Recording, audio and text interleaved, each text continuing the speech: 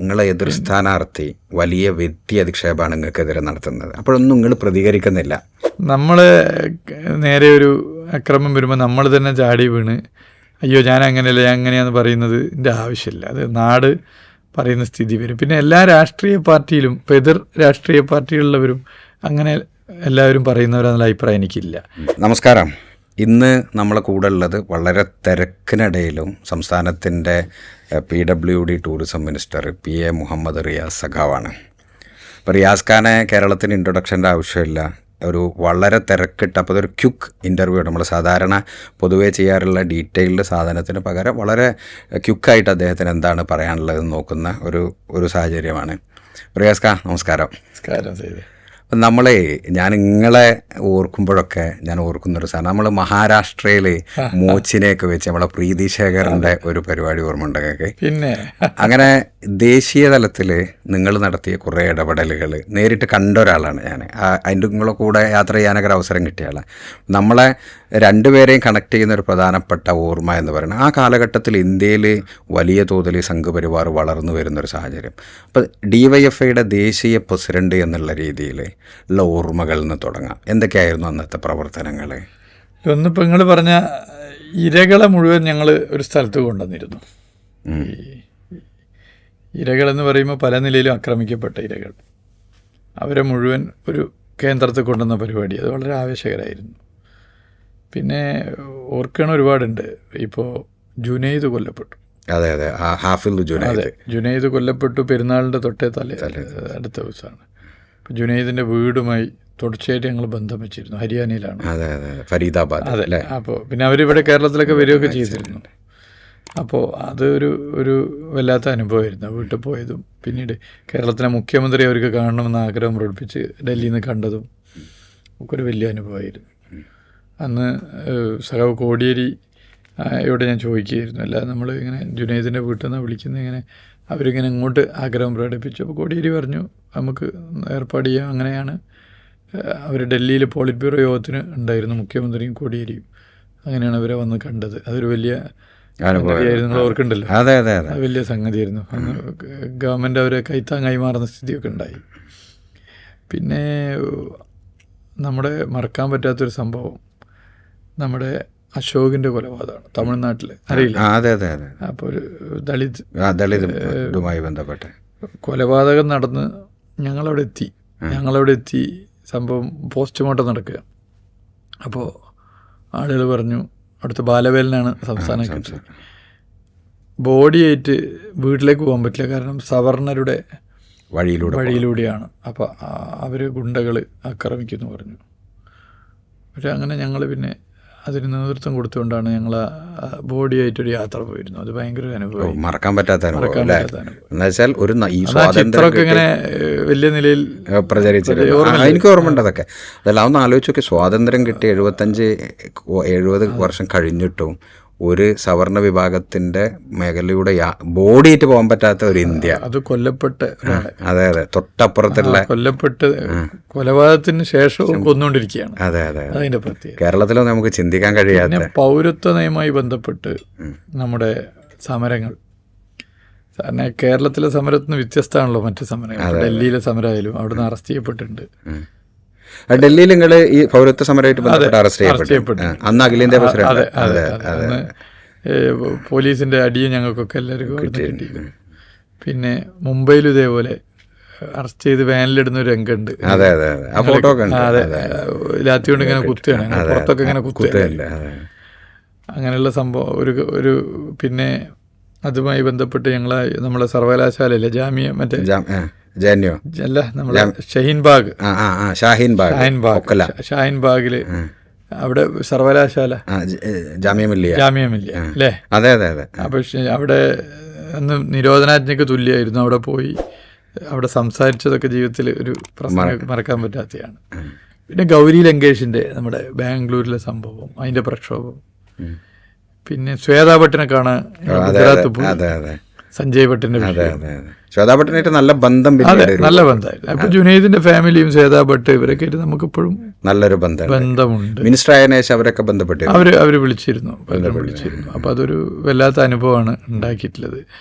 പിന്നെ നമ്മൾ പൊതുവേ നോക്കുമ്പോൾ അത് ബംഗാളിലെ ഭീകരമായ സമരങ്ങളിൽ മർദ്ദനേറ്റവരെ വീടുകളിൽ പോയി കണ്ടിരുന്നൊരു പരിപാടി ഉണ്ടായിരുന്നു. രാവിലെ തുടങ്ങി രാത്രി വരെ മർദ്ദനേറ്റ് കണ്ണ് നഷ്ടപ്പെട്ട, കൈയൊടിഞ്ഞ, കാലൊടിഞ്ഞ, ഭീകരടി കിട്ടി അവരൊക്കെ പോയി കാണുന്നവരും, അങ്ങനെ കുറേ അനുഭവങ്ങളുണ്ട്. അത് നമുക്ക് ജീവിതത്തിൽ ശരിക്കും നിങ്ങളെ ഒരു ഭയങ്കര പരുവപ്പെടുത്തിയത് അല്ലേ? തീർച്ചയായിട്ടും. നേരത്തെ ഒരു കേരളത്തിന്റെ രാഷ്ട്രീയ മാറി നമ്മൾ കുറെ കൂടി ഒന്ന് വിശാലമായിട്ട് കാര്യങ്ങൾ കാണാനും ഒന്ന് ഇന്ത്യ എന്താന്ന് മനസ്സിലാക്കാൻ ദേശീയ രാഷ്ട്രീയ പ്രവർത്തനം അല്ലേ?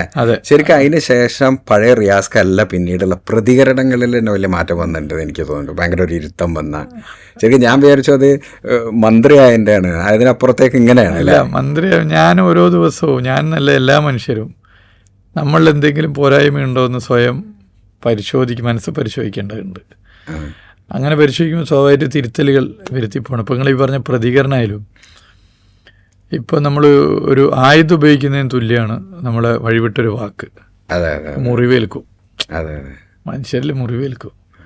നമ്മളിപ്പോൾ ഒരു ആയുധം ഉപയോഗിച്ച് ഒരാളെ മുറിവേൽപ്പിക്കുന്നതിന് തുല്യമാണ് ഒരു വാക്കുകൊണ്ട് മുറിവേൽപ്പിക്കുന്നത്.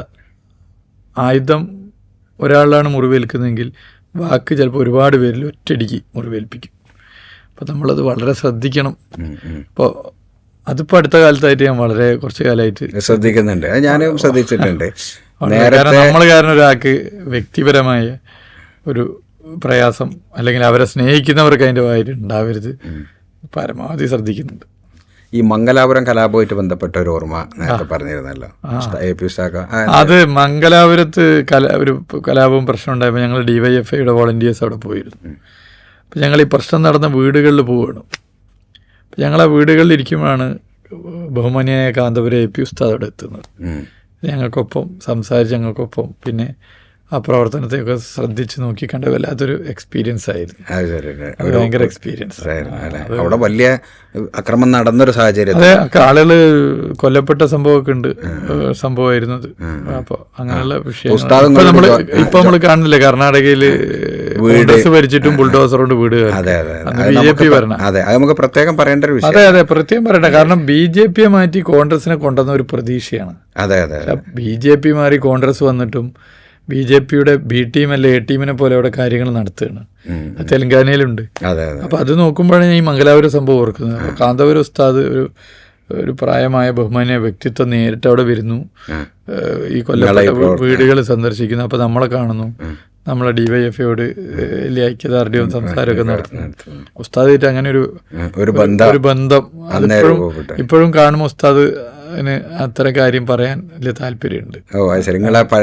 അതെ, അന്ന് നിങ്ങൾ നടത്തി എന്നുള്ളത് ഉസ്താദിനും ഒരു സന്തോഷമുള്ള വിഷയം. പിന്നെ ഉസ്താദിന് ഇപ്പം നമ്മൾ ഇപ്പം ദേശീയ തലത്തിൽ നിന്ന് ഒരു രൂപപ്പെട്ട നേതാവായി, സംസ്ഥാനത്തിൻ്റെ മന്ത്രിയായി 5 വർഷം നല്ല പേരുണ്ടാക്കി. കാരണം ഇതുവരെയുള്ള എന്താ പറയുക മന്ത്രിമാരിൽ നിന്നൊക്കെ വ്യത്യസ്തമായി ഒന്ന് യുവാവാകുന്ന PWD മിനിസ്റ്റർ, പിന്നെ ഒരുപാട് മേഖലയിലെ ഇടപെടലുകൾ, അതിലെല്ലാവർക്കും അറിയുന്ന കാര്യങ്ങളും എല്ലാ ഡിസ്കഷൻ ആയതുകൊണ്ട് അതിൻ്റെ നേട്ടങ്ങളും ഇതിലേക്കൊന്നും ഞാൻ പോകുന്നില്ല. ഒരു മന്ത്രി എന്ന രീതിയിൽ 5 വർഷത്തെ പ്രവർത്തനത്തെ റിയാസ്ക്ക് ചുരുക്കി എങ്ങനെ വിലയിരുത്തുന്നത്? ഞാൻ പ്രതീക്ഷിക്കാതെ മന്ത്രിയാവുന്നതാണല്ലോ. ഞങ്ങൾ ഈ മന്ത്രിസഭയിൽ ഒരുപാട് പേർ ആദ്യമായി MLA-മാരായവരാണ് മന്ത്രിയാവുന്നത്. ആദ്യമായി MLA-മാരാവുന്നത്. എനിക്കെതിരെ മാത്രം ആക്ഷേപം, ആദ്യമായിട്ട് MLA മന്ത്രി നോക്കുമ്പോൾ അതിൽ ഒരു 8-9 ആളങ്ങനെ ഉണ്ട്. അതൊരു തെറ്റാന്നുള്ള അഭിപ്രായം എനിക്കില്ല. നമുക്ക് ജനാധിപത്യത്തിൽ അങ്ങനെ ഉണ്ടാവാൻ പാടില്ല. കേരളത്തിൽ മുമ്പും അങ്ങനെ ആളുകളായിട്ടുണ്ട്, ഈ മന്ത്രിസഭയിലും അങ്ങനെയുണ്ട്. അപ്പോൾ ഒരു 50 കൊല്ലം MLA ആളെ മന്ത്രിയാവാൻ പാടൂ എന്ന് പറയുന്നത് തന്നെ തെറ്റാണ്. ഒരാളധികകാലം ഒരു പാർലമെൻ്ററി സ്ഥാനത്ത് ഇരിക്കുന്നതിനോട് പൊതുവേ ഞങ്ങൾക്ക് യോജിപ്പില്ല. അതിങ്ങനെ മാറിക്കൊണ്ടേയിരിക്കണം. അപ്പം മന്ത്രിയാവുമ്പോൾ നമുക്ക് ഇതിനെക്കുറിച്ച് ഭരണത്തെക്കുറിച്ച് വേറെ കൂടുതലൊന്നും അറിയില്ല. പക്ഷെ ഒരു കാര്യം ഉറപ്പ് പറഞ്ഞിരുന്നു, നമ്മളെ ജയിപ്പിക്കാൻ വേണ്ടി പ്രവർത്തിച്ച മനുഷ്യരുണ്ട്, കഠിനാധ്വാനം ചെയ്തത് വെയിലും മഴയും കൊണ്ട്. അവരുടെ പ്രതീക്ഷ, ആ പ്രതീക്ഷയ്ക്ക് കോട്ടം തട്ടുന്ന ഒരു കാര്യം ഉണ്ടാവില്ല. 2 ഹാർഡ് വർക്കിംഗ്, അലസതയില്ലാതെ. ഇപ്പോൾ നമ്മൾ മന്ത്രിയാവുമ്പോൾ പല സൗകര്യങ്ങളും സുഖങ്ങളും ഒക്കെ ഉണ്ടാവുമല്ലോ, അത് അലസതയിലേക്ക് നമ്മൾ എത്തിക്കും, പിന്നെ ആഡംബര ജീവിതത്തിലേക്ക് എത്തിക്കും. ഇതില്ലാതെ പരമാവധി എല്ലാ കാര്യങ്ങളിലും ഹാർഡ് വർക്ക് ചെയ്ത് ഇടപെടുക. അപ്പോൾ അത് പാലിച്ചിട്ടുണ്ട് എന്നാണ് ഞാൻ ഉറച്ചു വിശ്വസിക്കുന്നത്. നമ്മളിപ്പോൾ നേരത്തെ നിങ്ങൾ DYFIൻ്റെ പറഞ്ഞ പോലെ DYFIയിൽ നിന്നും നേടിയത് എന്താണെന്ന് ചോദിച്ചാൽ ഏറ്റവും വലിയ സമ്പത്ത് കേരളത്തിലും ഇന്ത്യയുടെ പല ഭാഗത്തും സഞ്ചരിക്കുമ്പോഴുള്ള പേരെടുത്ത് വിളിക്കാൻ പറ്റുന്ന വ്യക്തിബന്ധമാണ്. അതാണ് ഏറ്റവും വലിയ സമ്പത്ത്. ഒരുപാട് ആളുകൾ. അതെ, ആ സമ്പത്താണ് എനിക്ക് മന്ത്രിയായപ്പോഴും ഗുണം ചെയ്തത്. എന്തെങ്കിലും എനിക്കെതിരെയുള്ള അക്രമം ആരോപണം വന്നാൽ ഞാൻ തടുക്കേണ്ടതില്ല. ഈ പറയുന്ന ബന്ധങ്ങൾ, നമുക്ക് ഒരുമിച്ച് പ്രവർത്തിച്ചവർ, മറ്റു ബന്ധങ്ങൾ, അവർ സ്വയം അതിനെ പ്രതിരോധിക്കുന്നു. അപ്പോൾ അതും വലിയ ഗുണം ചെയ്തു. അപ്പോൾ കേരളത്തിലാകെ അങ്ങനെ ഒരു ബന്ധങ്ങൾ ഉള്ളത് കൊണ്ട് അത് വലിയ നിലയിൽ ഗുണം ചെയ്തു. ഞാൻ നിങ്ങളെ പ്രതിരോധിക്കുക എന്ന് പറഞ്ഞപ്പോഴേ ഇതേ ഫ്ലോറിൽ ഞാൻ സീതാവുദ്ദീൻ ഇൻ്റർവ്യൂ ചെയ്തിരുന്നു. ശരിക്ക് വലിയ ഇടതുപക്ഷ വിമർശകനാണ്. പക്ഷെ അദ്ദേഹം അതിൽ ഭയങ്കര ശക്തമായി പറഞ്ഞു. നിങ്ങളെ കൂടെ ഫറൂഖ് കോളേജിൽ പഠിച്ചതല്ലേ? അപ്പം എന്നോട് പറഞ്ഞു മത്സരിച്ചിട്ടൊക്കെ. അതെ, എന്നോട് പറഞ്ഞു റിയാസിനെ മരുമോൻ എന്ന് വിളിക്കുന്നതിൽ ഏറ്റവും എതിർക്കുന്ന ആൾ ഞാനാണ്. വലിയ ഇടതുപക്ഷ വിമർശകൻ. അതിൻ്റെ കാരണം റിയാസ് ഫറൂഖ് കോളേജിൽ നടത്തിയ സ്ട്രഗിള് നേരിട്ട് കണ്ട ആളാണ് ഞാൻ. അങ്ങനെ ദാവൂദ് പറഞ്ഞ ഒരു ഓർമ്മ എനിക്കുണ്ട്. അപ്പോൾ നിങ്ങളെ ഡിഫെൻഡ് ചെയ്യുന്ന കൂട്ടത്തിൽ എല്ലാവരും ഉണ്ട്, നിങ്ങളെ പഴയ ചങ്കുകളെല്ലാവരും. അല്ല, അതിൽ നമ്മൾ നേരെ ഒരു അക്രമം വരുമ്പോൾ നമ്മൾ തന്നെ ചാടി വീണ് അയ്യോ ഞാൻ അങ്ങനെയല്ല, ഞാൻ അങ്ങനെയാണെന്ന് പറയുന്നതിൻ്റെ ആവശ്യമില്ല. അത് നാട് പറയുന്ന സ്ഥിതി വരും. പിന്നെ എല്ലാ രാഷ്ട്രീയ പാർട്ടിയിലും, ഇപ്പോൾ എതിർ രാഷ്ട്രീയ പാർട്ടികളിലുള്ളവരും അങ്ങനെ എല്ലാവരും പറയുന്നവരെന്നുള്ള അഭിപ്രായം എനിക്കില്ല. മൈക്രോ മൈനോറിറ്റിയാണ് വ്യക്തി അധിക്ഷേപം നടത്തുന്നത്. അത് BJP ആണ് തുടങ്ങി വെച്ചത്, നമുക്കറിയാം. BJP തുടങ്ങി വെച്ചത് ചിലർ ഏറ്റുപിടിക്കുക. മെജോറിറ്റി ആളുകളും പൊതുവെ അങ്ങനെയല്ല. അതിപ്പോൾ UDFിലായാലും മറ്റ് പ്രസ്ഥാനങ്ങളിലായാലും അങ്ങനെയല്ല. അതിനെ എല്ലാ അർത്ഥത്തിലും കണ്ടുകൊണ്ടാണ് രാഷ്ട്രീയം പറയാനാണ് പൊതുവെ ശ്രമിക്കുന്നത്. അപ്പോൾ ഒരു പോസിറ്റീവ് വൈബിലാണ് നിങ്ങളെ മന്ത്രി. എനിക്ക് ഒരു വേറെ ഇന്നത് ചെയ്തില്ലല്ലോ, അയ്യോ അങ്ങനെ ചെയ്യാമായിരുന്നു എന്നൊന്നും തോന്നുന്നില്ല. Maximum happy. ഇനി എന്താണ് അതിലൊരു ഫ്യൂച്ചർ പദ്ധതികൾ ഉള്ളത്? അങ്ങനെ ഉണ്ടാവും? അല്ല, ഫ്യൂച്ചർ പദ്ധതിയല്ല. ഒന്ന് ഈ ഹിൽ ഹൈവേ ഇനി കുറച്ച് ബാക്കിയുണ്ട്, കോസ്റ്റൽ ഹൈവേ ഉണ്ട്, അതുപോലെ ദേശീയപാതൻ്റെ ഒരു കഷ്ണമുണ്ട്.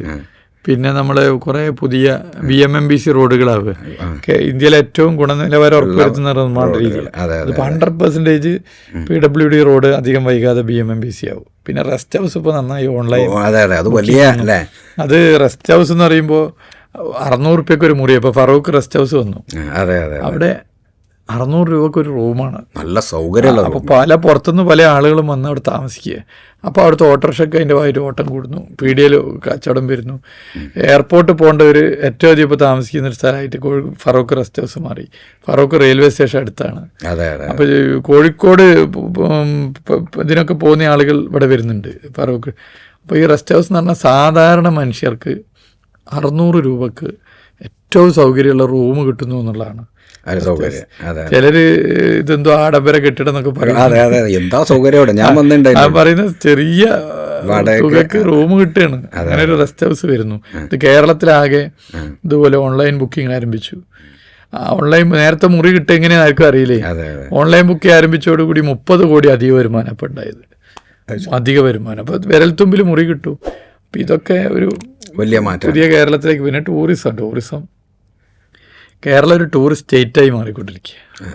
അതിൽ ഈ റണ്ണിങ് കോൺട്രാക്ട് വളരെ പ്രധാനപ്പെട്ട ഒരു സംഗതിയാണ്. അത് ഇതുവരെ ബോർഡ് വന്ന് ഒരു കൊല്ലത്തേക്ക് റോഡിന്റെ പരിപാലനത്തിന്റെ കരാറ്, ജനങ്ങൾക്ക് ബോർഡ് വയ്ക്കുക അറിയാം, എന്നാക്കാണ് കരാറ്, സമയം. അത് ശരിക്കും ഇന്ത്യയിൽ വേറെ കൂടിയില്ല. ഇന്ത്യയിലില്ല. അതൊരു നല്ല ക്ലിക്കായ സാധനം. അതിന് ഒരു കാലത്ത് മാറ്റാൻ ആൾക്കാർ സമ്മതിക്കില്ല. അതുപോലെ ഈ റണ്ണിങ് കോൺട്രാക്ട് ശരിക്കും അതിന്റെ ഒരു ഇത് എല്ലാവരും മനസ്സിലാക്കി അതിന്റെ ഒരു പ്രതികരണം മനസ്സിലാക്കിയിട്ടില്ല. വരുന്നേ ഉള്ളൂ. അപ്പൊ ശരിക്കും അതിങ്ങനെ പറഞ്ഞുകൊണ്ടിരിക്കണം. അത് മനസ്സിലാക്കുക, അത് ഇല്ലാതാക്കാൻ ഭാവിയിൽ ആരെയും ശ്രമിച്ചാൽ ജനം അതിനെ കുറിച്ച് പറയും. ഇങ്ങനെ ഒരു സംഭവം. അത് റണ്ണിങ് കോൺട്രാക്റ്റിനെ കുറിച്ച് ജനം പറയുന്ന ഒരു കാലം റണ്ണിങ് കോൺട്രാക്ട് ഇല്ലാതാക്കാൻ നോക്കുമ്പോഴാണ്. അതെ. അപ്പൊ അതൊരു ഭയങ്കര നിങ്ങളൊരു ബെഞ്ച് മാർക്കായിട്ട് അതിൽ നിൽക്കും അല്ലെ ഈ മേഖലയിൽ. കാരണം ഇങ്ങനെ ഇത് കുറെ കാലം ഉണ്ടാവും. ഞങ്ങൾ കൂട്ടായിട്ട് ആലോചിച്ചിട്ട് വ്യക്തിപരമായിട്ട് എടുക്കാറില്ല. അത് ഓക്കെ, അത് നിങ്ങളെ താഴ്മ അല്ലെങ്കിൽ നിങ്ങളെ അതല്ലല്ലോ. അപ്പൊ അങ്ങനെ ടീം വർക്ക് തീർച്ചയായിട്ടും എല്ലാവർക്കും അങ്ങനെയാണ്. പിന്നെ നിങ്ങൾ അങ്ങനെയുള്ള പറയാം. യഥാർത്ഥത്തിൽ ഞാൻ എന്നുള്ള പദം രാഷ്ട്രീയ പ്രവർത്തനത്തിൽ നിരോധിക്കപ്പെടേണ്ടതാണ്. നമ്മളാണ് ഞാൻ അതിനെ ഒഴിവാക്കിയിട്ട് നമ്മൾ എന്നുള്ളിടത്തേക്ക് എത്തണം. ഇനി രാഷ്ട്രീയ പ്രവർത്തനം ഒരു വ്യക്തിയിലല്ല, ഒരു ടീമാണ്, പാർട്ടിയാണ്, സംഘടനയാണ്. ഏത് പാർട്ടിയായാലും ഒരു കൂട്ടായ്മയാണ്. അവിടെ ഒരു വ്യക്തി പ്രസ്ഥാനത്തിന്റെ കീഴെയാണ്, കൂട്ടായ്മയുടെ കീഴെയാണ്. ഇനി നമ്മുടെ കേരളത്തിൻ്റെ ടൂറിസത്തെ എങ്ങോട്ട് കൊണ്ടുപോകാൻ കഴിയുമെന്ന് ചെറുതായിട്ടൊന്ന് പറയാം. കേരളത്തിൻ്റെ ടൂറിസം എന്ന് പറഞ്ഞാൽ കേരളത്തിൻ്റെ ഓരോ പഞ്ചായത്തിലും ഒരു ടൂറിസ്റ്റ് കേന്ദ്രമുണ്ട്. അങ്ങനത്തെ ഒരു സ്റ്റേറ്റ്, അങ്ങനത്തെ സ്റ്റേറ്റാണ് അത്. പ്രകൃതി രമണീയ സ്ഥലം മാത്രമല്ല, ചരിത്ര പ്രാധാന്യമുള്ള ഇടം, ഭക്ഷണ ഫുഡ് വെറൈറ്റി, ഇങ്ങനെയുള്ള പല വെറൈറ്റീസ് ഉണ്ട്. ഇതിനെ നമുക്ക് ശരിക്കും കൊണ്ടുപോയാൽ 1000-ഓളം പഞ്ചായത്തുണ്ട്, 1000 ഡെസ്റ്റിനേഷൻ. അതാണ് ഡെസ്റ്റിനേഷൻ ചാലഞ്ച് തുടങ്ങി. ഇപ്പോൾ ക്ലിക്കായി ഓരോ പഞ്ചായത്തിലും ടൂറിസം വകുപ്പ് ഫണ്ട് ചെയ്തുകൊണ്ട് പുതിയ ടൂറിസ്റ്റ് കേന്ദ്രം വരുന്നു. അത് ഈ ഡൊമസ്റ്റിക് ടൂറിസം അല്ലാത്ത ഇന്റർനാഷണൽ ടൂറിസത്തെ, ഇന്റർനാഷണൽ ടൂറിസം ഇപ്പോൾ സുനിത വില്യംസ് വന്നത് കടലുണ്ടി പഞ്ചായത്തിലാണ്. ബേപ്പൂർ മണ്ഡലമായിട്ട് പറയല്ല, കടലുണ്ടി ഏറ്റവും നല്ല റോഡ്, കോഴിക്കോട് നിന്ന് കടലുണ്ടി എത്ത ഒരു ചെറിയ കുഴി പോലും ഒരു ചാടിയിട്ടില്ല. കടലുണ്ടി പഞ്ചായത്ത്, അവിടുത്തെ പക്ഷി സങ്കേത കേന്ദ്രം, അവിടുത്തെ യാത്ര, ബോട്ട് യാത്ര ഒക്കെ പോയി വന്നു. ഫോറിനേഴ്സ് വരുന്നു, പലയിടത്തുനിന്നും വരുന്നുണ്ട്. ഇപ്പോൾ ആകാശമിട്ടായി വൈക്കം മുഹമ്മദ് ബഷീറിൻ്റെ കേന്ദ്രം ആരംഭിച്ചു, അവിടെ ജർമ്മനിയിൽ നിന്നൊക്കെ ആൾ വരുന്നത്. അപ്പോൾ അതൊക്കെ ഒരു വലിയ സംഗതിയാണ്. അപ്പോൾ ഡൊമസ്റ്റിക് ടൂറിസം വളർന്നാൽ ഫോറിൻ ടൂറിസം വളരും. അപ്പോൾ ഇൻഫ്രാസ്ട്രക്ചർ വളരുന്നതനുസരിച്ച് രണ്ടും വളരും. ശരിക്ക് അപ്പം ഈ കേരളത്തിൽ നിന്ന് നമുക്ക് ഔട്ട്സോഴ്സ് ചെയ്യാൻ പറ്റുമെന്ന് തോന്നുന്നു. അപ്പോൾ കളരിപ്പയറ്റൊക്കെ പോലെ അതിനു വേണ്ടി എന്തെങ്കിലും ആലോചിച്ചു? ഒരുപാട് സാധനമുണ്ട് കേരളത്തിൽ. ഞാൻ ഓരോന്നോരോന്ന് പറയുന്നില്ല, ഏതേ ഒന്ന് പറഞ്ഞൊന്ന് വിട്ടുപോയ അപകടം ഒരുപാടുണ്ട്. ഇപ്പോൾ ആയുർവേദം തന്നെ എടുത്താൽ ശ്രീലങ്കയിലേക്ക് പലരും പോകുന്നത്. അതെ അതെ അതെ, ശ്രീലങ്കൻ എയർവേസിന്റെ ഒരു വർക്കാണത്. അവരാളെ പിടിക്കുക ഓരോ സ്ഥലത്ത്, ഓരോ രാജ്യത്ത്. നമുക്കങ്ങനെ സ്വന്തമായിട്ട് എയർവേസ് ഇല്ല, നമ്മളൊരു രാജ്യത്തിന്റെ ഭാഗമാണ്.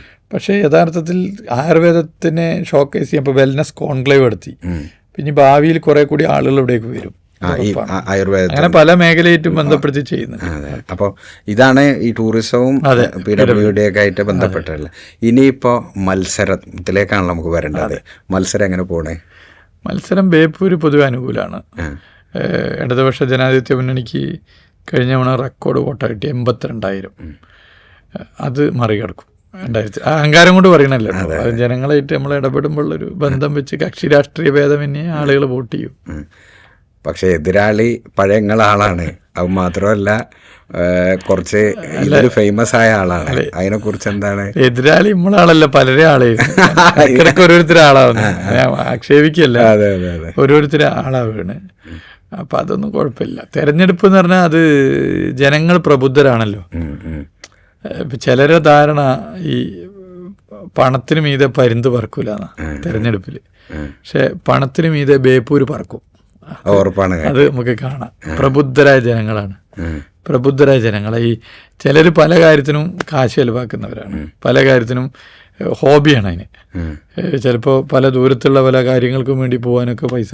ചിലർ തെരഞ്ഞെടുപ്പ് മത്സരിക്കുക, അതിനിങ്ങനെ പണം ചെലവഴിക്കുക. അപ്പോൾ പണത്തിന് മീതെ പരുന്തും പറക്കൂല എന്നാണ് ചിലരുടെ ധാരണ. പക്ഷേ പണത്തിന് മീതെ ബേപ്പൂര് പറക്കും. അത് നമുക്ക് വോട്ടെണ്ണുമ്പോൾ മനസ്സിലാക്കാം. പ്രബുദ്ധരായ ജനങ്ങളാണ്. അപ്പൊ രാഷ്ട്രീയ വിശ്വാസ്യത ഒരു പ്രധാന ഘടക. പിന്നെ എനിക്ക് വേണ്ടി പ്രവർത്തിക്കുന്നവർ ഒരു ആശയത്തെ വിശ്വസിച്ചിട്ടാണല്ലോ പ്രവർത്തിക്കുന്നത്. തീർച്ചയായിട്ടും എനിക്ക് വേണ്ടി പ്രവർത്തിക്കുന്നവർ, ഓരോ മുന്നണി സ്ഥാനാർത്ഥികൾക്കും വേണ്ടി പ്രവർത്തിക്കുന്നവർ ഒരാശയത്തെ വിശ്വസിച്ചിട്ട് ഞാൻ അവരെ വഞ്ചിക്കില്ല. അത് അവർക്ക് 100% ഉറപ്പാണ്. ഞാൻ നാളെ എന്ത് ചെയ്യുമെന്നുള്ളത് അവർക്കറിയാം. എന്നാൽ UDF സ്ഥാനാർത്ഥി നാളെ എന്ത് ചെയ്യും എന്നുള്ളത് അവർക്കറിയില്ല, അവർക്ക് ഉറപ്പ് പറയാൻ പറ്റില്ല. UDFന് വേണ്ടി പ്രവർത്തിക്കുന്ന, ബേപ്പൂർ പ്രവർത്തിക്കുന്ന ഒരാൾക്കും ഇപ്പോഴത്തെ UDF സ്ഥാനാർത്ഥി നാളെ എന്താവും, എങ്ങോട്ട് പോവും, എന്താവും സ്ഥിതി, എന്ത് പറയും എന്ന് ഗ്യാരണ്ടി കൊടുക്കാൻ പറ്റില്ല. എൻ്റെ കാര്യത്തിൽ ഗ്യാരണ്ടി കൊടുക്കാൻ പറ്റും. അത് പ്രവർത്തിക്കുന്നവർക്ക് മാത്രമല്ല ജനങ്ങൾക്കും ഗ്യാരണ്ടി കൊടുക്കാൻ പറ്റും. റിയാസ് ഇങ്ങനെയൊക്കെയാണ്, അതിൻ്റെ അപ്പുറമില്ല. ഇങ്ങനെയാണ് 5 വർഷത്തെ മണ്ഡലത്തിലെ പ്രധാനപ്പെട്ട കാര്യങ്ങളൊന്ന് ഓടിച്ചത്. ഒരുപാട് കാര്യങ്ങളുണ്ട്. അത് എല്ലാ മേഖലയിലും ഇടപെട്ട്, അടിസ്ഥാന വികസനം മുതൽ എല്ലാ രംഗത്തും ഇടപെട്ടിട്ടുണ്ട്. അതിൻ്റെ ഒരു ഗുണം എന്താ വെച്ചാൽ അത് ജനങ്ങളിൽ നിന്ന് നിർദ്ദേശം കേട്ട്, നിങ്ങൾക്ക് ഓർമ്മയില്ല അന്ന് നമ്മൾ ആളുകളെ അഭിപ്രായം കേട്ട് അങ്ങനെയാണ് ഇതൊക്കെ നടപ്പിലാക്കി. അപ്പം നിങ്ങളൊരു ആവശ്യം പറഞ്ഞിട്ട് അത് സർക്കാർ നടപ്പിലാക്കുമ്പോൾ പിന്നെ നിങ്ങൾ അതിൻ്റെ പ്രചാരകനായി. പിന്നെ അവിടെ ഒന്നും നടന്നിട്ടില്ല എന്ന് ആരെയും പറഞ്ഞാൽ അവിടെ എന്നെ അപമാനിക്കലല്ല, നിങ്ങളെയും കൂടി അപമാനിക്കില്ല. അപ്പോൾ അവരെ ഡിഫെൻഡ് ചെയ്യും. അത് ബേപ്പൂർ ഒരു വികസനവും നടന്നിട്ടില്ല പറഞ്ഞാൽ ഞാൻ മിണ്ടണ്ടേയില്ല. ബേപ്പൂർ ഒരു വികസനവും നടന്നിട്ടില്ല പറഞ്ഞാൽ അത് എന്നെ അപമാനിക്കാനാണ് പറയുന്നതെങ്കിലും അത് ജനങ്ങളെ അപമാനിക്കുകയാണ്. കാരണം ജനങ്ങൾ പറഞ്ഞ നിർദ്ദേശങ്ങളാണ് വികസനമായി മാറി.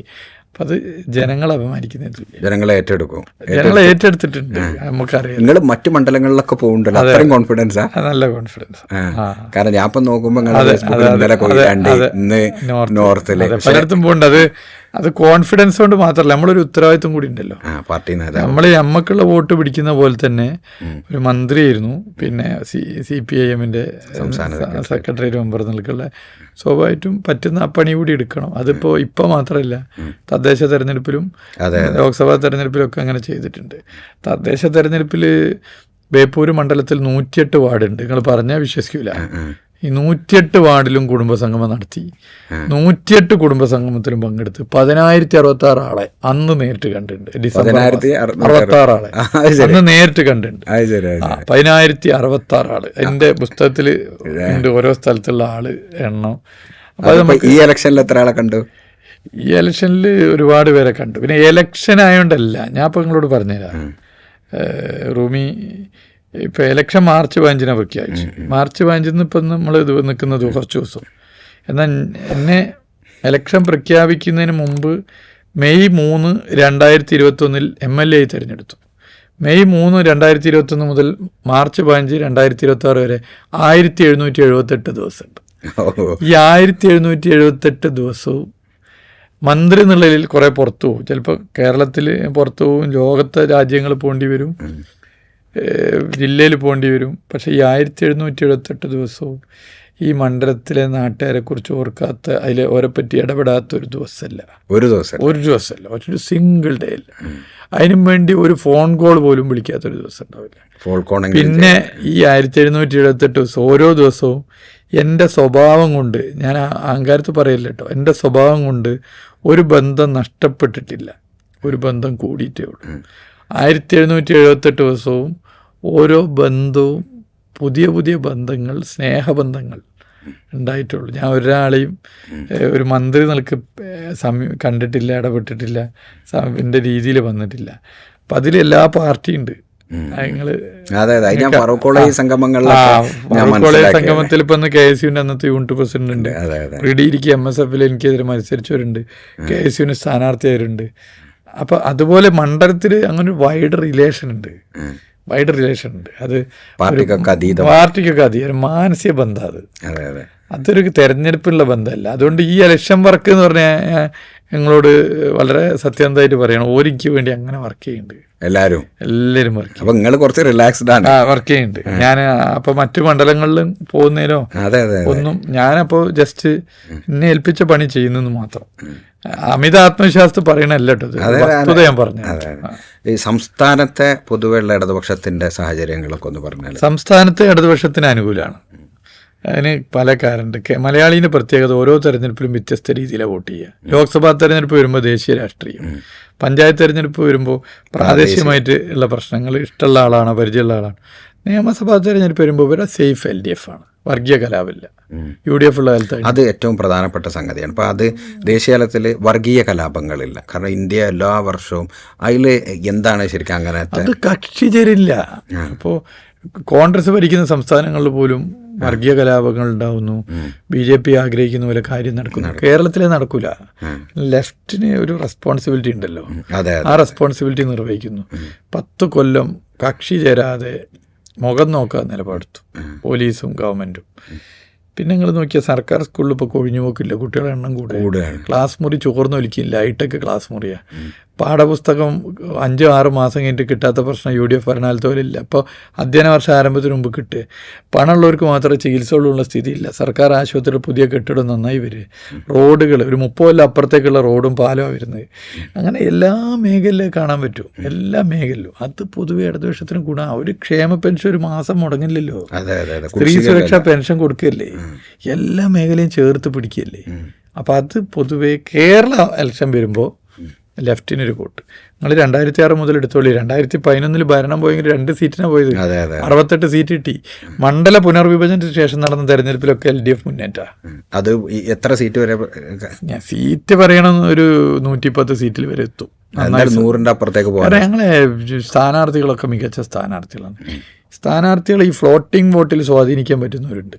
നിങ്ങൾ ഈ സ്ഥാനാർത്ഥിക്ക് വോട്ടിട്ടിറങ്ങി ചാനലിൽ ഇങ്ങനെ നിറഞ്ഞു നിന്നാലൊന്നും വോട്ടായിക്കൊള്ളുന്നില്ല. അതൊരു ഓളങ്ങനെ വരികയും വോട്ട് എന്ന് പറഞ്ഞാൽ ജനമായിട്ട് ഡയറക്റ്റ് ബന്ധമാണ്. അതൊരു ചാനലും ലൈവ് കൊടുക്കൂല. ഒരു സാധാരണ മനുഷ്യന്റെ പ്രശ്നത്തിൽ ഇടപെട്ട് പരിഹരിക്കുന്നത് ലൈവ് ഒരു ചാനലിലും കൊടുക്കൂല, കിട്ടൂല. നിങ്ങൾ കേരളത്തിൽ ജയിച്ച MLA നോക്കി ഓരൊക്കെ ഇങ്ങനെ ചാനലിൽ നിറഞ്ഞിക്കുന്നവരൊന്നല്ല, സൈലന്റ് ആയിട്ട് ഇടപെടുന്ന മനുഷ്യർ, ഇടപെടുന്ന മനുഷ്യർ. ആ നാട്ടിൽ ജനങ്ങളായിട്ട് നല്ല ബന്ധം ഉണ്ടാവും. അപ്പൊ അങ്ങനെയുള്ള സ്ഥാനാർത്ഥികളാണ് ഇടതുപക്ഷത്തിന്റെ സ്ഥാനാർത്ഥികൾ. അപ്പൊ അത് ഗുണം ചെയ്യും. ഇപ്പം ദേശീയ തലത്തിൽ ഇപ്പം നമ്മൾ വലിയൊരു വിഷയമുള്ളത് ഇപ്പം പൗരത്വം. ഈ പൗരത്വം അതുകൊണ്ട് ഇപ്പോൾ കേരളത്തിൽ നിന്ന് ബംഗാളികളൊക്കെ ഭയങ്കരമായിട്ട് കൊഴിഞ്ഞു പോയി. ഇപ്പം കേരളത്തിൽ ഇപ്പോൾ ഈ നേറ്റിവിറ്റി കാർഡ് ഒരു പ്രധാനപ്പെട്ട ഒരു സംഗതിയാണ്. എന്താണ് അതിൻ്റെ ഒരു വിഷൻ? ഇന്ത്യയിൽ നേറ്റിവിറ്റി കാർഡ് ഇറക്കിയ ഏക സംസ്ഥാനം കേരള. അതൊരു പരിചയമാണ് ശരിക്കും. ഇവിടെ ജനിച്ച മലയാളിക്ക് നാട് വിട്ടുപോകേണ്ട ആവശ്യമില്ല, ഒരു പരിചയമാണ്. എന്താ കോൺഗ്രസ് ഭരിക്കുന്ന സ്റ്റേറ്റുകളിൽ ഇത് ചെയ്യാത്തത്? ഈ ചോദ്യം ഇലക്ഷനിൽ ഭയങ്കരമായിട്ട് ചോദിക്കുന്നുണ്ട്. പൗരത്വ നിയമത്തിന്റെ ഏറ്റവും അപകട പൗരത്വ രജിസ്റ്ററാണ്. അത് നടപ്പിലാക്കില്ല എന്ന് വിജ്ഞാപനം ഇറക്കിയ ഏക സ്റ്റേറ്റ് ഗവൺമെന്റ് LDF ഗവൺമെന്റ്. എന്തേ കോൺഗ്രസ് ഭരിക്കുന്ന സ്റ്റേറ്റുകളിൽ ഇല്ലാത്തത്? അപ്പോൾ ഇതൊക്കെ വലിയ നിലയിൽ പ്രശ്നമായി വരുന്നുണ്ട് തെരഞ്ഞെടുപ്പിൽ. അതെല്ലാം ചർച്ച ചെയ്യും ജനങ്ങൾ. ഭയങ്കര ഡിസ്കഷനാണ്. പിന്നെ ദേശീയ തലത്തിൽ മൈനോറിറ്റീസ് ഇന്നിപ്പോൾ ഏറ്റവും പേടിക്കണം. ഇപ്പോൾ ഞാൻ ഗുജറാത്തിൽ ലാസ്റ്റ് പോയപ്പോൾ ഈ ബുൾഡോസർ ബുൾഡോസർ ഭയങ്കരമായിട്ട് ആസാമിൽ UPയിലാണ് മൈനോറിറ്റീസിൻ്റെ പള്ളികൾ തകർക്കുക, മദ്രസ തകർക്കുക, വീടുകൾ പേര് നോക്കി തകർക്കുക. ഇതേ സാഹചര്യം ഇപ്പോൾ കർണാടകത്തിൽ ആ ഒരു വിഷയത്തിൽ അത് കേരളത്തിൽ സാധ്യത ദുഃഖകരം. BJP ഭരിക്കുന്ന സ്റ്റേറ്റുകളിൽ താർക്കുന്ന മനസ്സിലാക്കുക, കോൺഗ്രസ് ഭരിക്കുന്ന സ്റ്റേറ്റുകളിൽ താർക്കുന്നു. ആലോചിക്കുക, കേരളത്തിലാണ് അങ്ങനെയെങ്കിൽ എന്തായിരിക്കും സ്ഥിതി? ഇവിടെ ഇടതുപക്ഷം ആയതുകൊണ്ടാണ് ഇന്ത്യയിൽ ഇപ്പോൾ അവശേഷിക്കുന്ന ഏക ഇടതുപക്ഷ സർക്കാർ കേരളത്തിലാണ്. കേരളം ഒരു ചെറിയ മാപ്പിൽ, ഇന്ത്യൻ മാപ്പിൽ ചെറിയൊരു സ്ഥലമാണ്. പക്ഷേ മതനിരപേക്ഷ മതസഹോദര്യത്തിൻ്റെ തലസ്ഥാനമാണ് ഇന്ത്യയിൽ കേരളം. ഇവിടെ നിന്നല്ലേ റെസിസ്റ്റൻസ് വരുന്നത്, ശബ്ദങ്ങൾ ഇവിടെ നിന്നല്ലേ പ്രതിഷേധ ശബ്ദം വരുന്നത്. അപ്പോൾ അത് കേരളത്തിലെ ഇടതുപക്ഷ സർക്കാരും കൂടി ഇല്ലാണ്ടായാൽ അത് ജനം ചിന്തിക്കുന്നുണ്ട്. അതുകൊണ്ട് ഇടതുപക്ഷം ഇല്ലാതാവരുത് എന്ന് പൊതുവെ ആളുകൾ ആഗ്രഹിക്കുന്നുണ്ട്. നിങ്ങളെ എതിർ സ്ഥാനാർത്ഥി വലിയ വ്യക്തി അധിക്ഷേപമാണ് നിങ്ങൾക്കെതിരെ നടത്തുന്നത്. അപ്പോഴൊന്നും നിങ്ങൾ പ്രതികരിക്കുന്നില്ല. മാത്രമല്ല, നിങ്ങളെ വ്യക്തി എന്ന രീതിയിൽ എതിർപക്ഷത്തുള്ള ആൾക്കാർ പോലും അംഗീകരിക്കുമ്പോൾ എന്താണ് അതിനെക്കുറിച്ചുള്ള നിങ്ങളുടെ ഒരു പ്രതികരണം? അല്ല, വ്യക്തി അധിക്ഷേപം ഒന്നിനൊരു പരിഹാരമല്ല. ഇപ്പോൾ തെരഞ്ഞെടുപ്പിൽ ഇപ്പോൾ സ്ഥാനാർത്ഥികളായിട്ട് മത്സരിക്കുന്ന എന്തെങ്കിലും വ്യക്തി വിരോധത്തിൻ്റെ ഭാഗമല്ലല്ലോ, ആശയപരമായ പോരാട്ടമല്ലേ. അപ്പോൾ തെരഞ്ഞെടുപ്പ് നാളെ കഴിയും. നമ്മൾ രാഷ്ട്രീയ പ്രവർത്തനം മനുഷ്യരുള്ളിടത്തോളം ഉണ്ടാവും. ഇപ്പോൾ ഒരു പുതിയ നമ്മളൊരാളെയും വേദനിപ്പിക്കാതെ ഒരു പുതിയ ആളെയും കൂടി പ്രസ്ഥാനത്തിലേക്ക് കൊണ്ടുവരാനാണല്ലോ നമ്മളൊക്കെ ഇടപെടുന്നത്. നമ്മുടെ വാക്കുകാരൻ നാളെ ഒരാളിയിൽ വരുന്നില്ലാണ്ടാവരുത്. രണ്ടാമതൊരു സംസ്കാരത്തിൻ്റെ പ്രശ്നം കൂടിയുണ്ട്. വ്യക്തി അധിക്ഷേപം ഉണ്ടാവരുത്. ഇപ്പോൾ നിങ്ങളിപ്പോൾ പറഞ്ഞ UDF സ്ഥാനാർത്ഥീൻ്റെ വ്യക്തി അധിക്ഷേപം എനിക്ക് മാത്രമല്ല കേൾക്കേണ്ടി വന്നിട്ടുണ്ട്. രാഹുൽ ഗാന്ധി മുതൽ മുസ്ലിം ലീഗിൻ്റെയും കോൺഗ്രസിൻ്റെയും സമുന്നതരായ നേതാക്കളെയൊക്കെ വ്യക്തി അധിക്ഷേപം നടത്തിയിട്ടുണ്ട്, എല്ലാവരെയും നടത്തിയിട്ടുണ്ട്. അപ്പോൾ അത് അദ്ദേഹത്തിന് തുടരാം, അദ്ദേഹത്തിൻ്റെ രീതി അദ്ദേഹത്തിന് തുടരാം. പക്ഷെ ഇത് ഏതാണ് സമൂഹത്തിന് നല്ലതെന്നുള്ള ജനത്തിന് കൃത്യമായ ധാരണയുണ്ട്. അപ്പം ഞാൻ ഏത് പാർട്ടിയിലുള്ളവരെയും വ്യക്തി അധിക്ഷേപം നടത്തുന്നതിനോട് യോജിക്കുന്നില്ല. ഞാൻ പറഞ്ഞല്ലോ, അനുദിനം രാഷ്ട്രീയ പ്രവർത്തനത്തിൽ തിരുത്തലുകൾക്ക് മനുഷ്യർ വിധേയമാവണം. അത് ഇപ്പം ഞാൻ ഓരോ ദിവസവും ഇന്നലെ അങ്ങനെ ചെയ്തത് തെറ്റാണ്, ഇന്നലെ അങ്ങനെ പറഞ്ഞ് ശരിയായില്ല, അങ്ങനെ പറയാം, അങ്ങനെ ചിന്തിക്കുന്ന ആളാണ്. അപ്പോൾ സ്വാഭാവികമായിട്ടും അതിലൊരു തിരുത്തലുകൾക്ക് വിധേയമാകുന്നുണ്ട്. അപ്പോൾ ഈ സാദിഖ് അലി തങ്ങൾക്കെതിരെ ഒരു സാധനം വന്നപ്പോൾ നിങ്ങളെ പ്രതികരണം ഞാൻ കേട്ടിരുന്നു. അത്രയും ഇമ്മീഡിയറ്റ് ആയിട്ട് അതിനെ വ്യക്തിപരമായി ആരെയും അതിക്രമിക്കരുത് എന്നാണ് നിങ്ങളുടെ നിലപാട്. സാദിഖ് അലി തങ്ങൾ ഒരു രാഷ്ട്രീയ പ്രസ്ഥാനത്തിൻ്റെ സംസ്ഥാന അധ്യക്ഷൻ കൂടിയാണ്. അദ്ദേഹത്തിൻ്റെ വേറെ ഒരു ഭാഗം മാറ്റിവെച്ചാൽ രണ്ട് ഭാഗമുണ്ടല്ലോ, ആത്മീയമായിട്ടുള്ള നമ്മൾ. അപ്പോൾ രാഷ്ട്രീയമായ അഭിപ്രായ വ്യത്യാസം ഉണ്ടാവും. അദ്ദേഹത്തെ റെസ്പെക്ട് ചെയ്യണല്ലോ, എല്ലാ നിലയിലും നമ്മൾ റെസ്പെക്ട് ചെയ്യണം. അദ്ദേഹത്തെ റെസ്പെക്ട് ചെയ്ത് തന്നെ പോകണം. അപ്പോൾ അങ്ങനെ അപ്പോൾ വന്നൊരു സാധനം ശരിയല്ല, അത് ആര് ചെയ്താലും ശരിയല്ല, പോലീസ് ഇടപെടണം, ശക്തമായിട്ട് ഇടപെട്ട് പോകണം എന്ന് നിലപാട്. അത് ഇനിയും പ്രതികരിക്കും അങ്ങനെ വന്നാൽ. അത് അങ്ങനെ അങ്ങനെ വ്യക്തി അധിക്ഷേപത്തോട് യോജിക്കാൻ പറ്റില്ല. അത് രാഷ്ട്രീയ പ്രവർത്തനം അല്ല എന്ന് തന്നെ വിശ്വസിക്കുന്നു. അതൊരു രാഷ്ട്രീയമല്ല, രാഷ്ട്രീയമാണത്. രാഷ്ട്രീയ. ഇപ്പം ഈ സാദിഖ് അലി തങ്ങളെ പറ്റി പറയുമ്പോൾ നിങ്ങളെ സുഹൃത്താണല്ലോ മുനവ്വർ അലി തങ്ങൾ. നിങ്ങളെ 1-2 ഇന്റർവ്യൂസ് ഒക്കെ ഞാൻ കണ്ടിട്ടുണ്ട്. എങ്ങനെയാണ് ആ ബന്ധം? കോളേജ് ഉള്ള ബന്ധമാണ്. കോളേജ് ഞങ്ങൾ രാഷ്ട്രീയത്തിൽ കൂട്ടിക്കലർത്താറില്ല, അദ്ദേഹം കൂട്ടിക്കലർത്താറില്ല, കോളേജ് മുതലുള്ള ബന്ധമാണ്. ഇടയ്ക്കിടയ്ക്ക് കാണാറുണ്ട്, വിളിക്കാറുണ്ട്, സംസാരിക്കാറുണ്ട്, സന്തോഷം പങ്കുവെക്കാറുണ്ട്, പ്രയാസങ്ങൾ പറയാറുണ്ട്.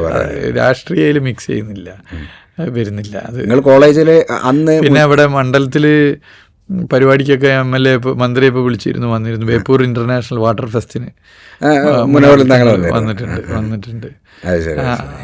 എല്ലാരും ഇൻക്ലൂഡ് ചെയ്താണ് അത് എല്ലാവരും വന്നിട്ടുണ്ട്.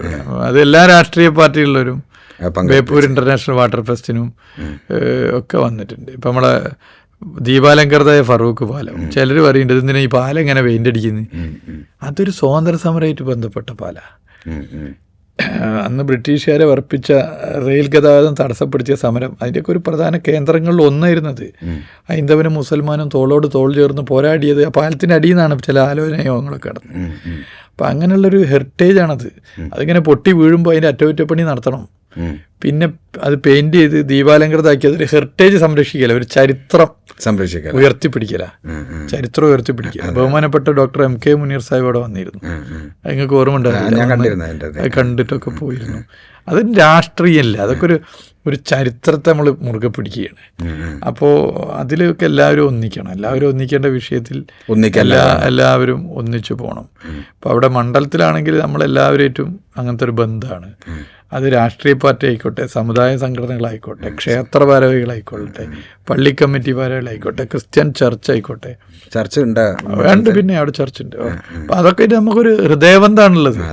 അവരെല്ലാ സന്തോഷത്തിലും ദുഃഖത്തിലും നമ്മൾ ഈ കാലം ഉണ്ടായിട്ടുണ്ട്. അപ്പം അതുകൊണ്ട് അവരെല്ലാവരും സഹായിക്കുന്നുള്ള. ഞാൻ സഹായത്തിന് വേണ്ടിയല്ല ഒന്നും ചെയ്തത്. സഹായത്തിന് മനുഷ്യനിപ്പോൾ ആരും എത്ര കാലം ജീവിക്കുന്നു പറയാൻ പറ്റില്ല. ഇപ്പൊ ഈ ഒരു തവണ MLA അടുത്ത തവണ വേറെ എവിടെയും മത്സരിക്കേണ്ടി വരും, അല്ലെങ്കിൽ മത്സരിക്കേണ്ടെന്ന് തീരുമാനിക്കാം. ഇതൊക്കെ പാർട്ടിയാണല്ലോ തീരുമാനിക്കുക. പക്ഷെ ഒരു ബന്ധമാണല്ലോ. നമ്മൾ കൃത്രിമത്വം ബന്ധത്തിൽ ഉണ്ടാവരുതല്ലോ. നമ്മൾ ആത്മാർത്ഥമായിട്ടാണല്ലോ ബന്ധം. പറയാനുള്ള മനുഷ്യൻ പറയണം. അപ്പം നമുക്ക് ദേഷ്യം പിടിക്കുമ്പോൾ പരമാവധി ദേഷ്യം പിടിക്കാതിരിക്കുമ്പോൾ കൺട്രോൾ ചെയ്യാൻ നോക്കുക. ദേഷ്യം പിടിക്കുമ്പോൾ ചിലത് പറഞ്ഞാൽ അത് അവിടെ കഴിയണം.